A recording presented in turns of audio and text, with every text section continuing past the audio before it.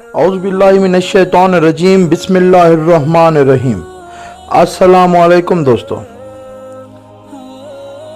حضرت ابوبکر صدیق کے انتقال کے بعد حضرت عمر فاروق کے دور خلافت میں ایک یہودی آپ کی خدمت میں حاضر ہوا اور کہا کہ تم میں سے سب سے بڑا عالم کون ہے؟ میں اسے چند سوال کرنا چاہتا ہوں۔ یہودی کے سوالات کافی کٹھن و مشکل تھے، تو آپ نے حضرت علی علیہ السلام کی طرف اشارہ فرماتے ہوئے یہودی سے کہا کہ یہی اس مشکل کا حل کر سکتے ہیں۔ یہودی آپ علیہ السلام سے مخاطب ہو کر کہنے لگے کہ میں آپ کی خدمت میں 7 سوال کروں گا۔ آپ نے فرمایا کہ اگر میں تیرے 7 سوالوں کے جواب دے دوں تو کیا تو مسلمان ہو جائے گا؟ یہودی نے اس بات کو تسلیم کیا اور فرمایا کہ اگر آپ میرے سوالات کے جواب دے دیتے ہیں تو میں بے شک مسلمان ہو جاؤں گا۔ تو آپ علیہ السلام نے فرمایا کہ پوچھ، تو کیا پوچھنا چاہتا ہے؟ تو یہودی نے اپنا پہلا سوال کیا کہ وہ کون سا خون کا قطرہ ہے جو اول زمین پر ٹپکا۔ اس کے بعد یہودی نے دوسرا سوال کیا کہ وہ کون سا چشمہ ہے جو اول زمین پر جاری ہوا۔ یہودی نے تیسرا سوال کیا کہ وہ درخت کون سا ہے جو اول زمین پر پیدا ہوا۔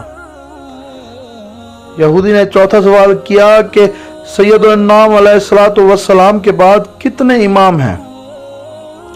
پانچواں سوال کیا کہ وہ کون سی بہشت میں رہیں گے۔ اس کے بعد یہودی نے چھٹا سوال کیا کہ وہ پہلا پتھر کون سا ہے جو آسمان سے زمین پر اترا۔ پھر یہودی نے 7واں اور آخری سوال کیا کہ خاتم الانبیاء کے وسیع کی عمر کتنی ہوگی اور وہ مارا جائے گا یا اپنی موت مرے گا۔ حضرت علی علیہ السلام نے یہودی کے سوالات سننے کے بعد جو جوابات دیے وہ درج ذیل ہیں۔ پہلے سوال کے جواب میں مولا علی علیہ السلام نے فرمایا کہ وہ پہلا خون کا قطرہ حضرت حوا کے پیٹ کا ہے جو اس زمین پر گرا۔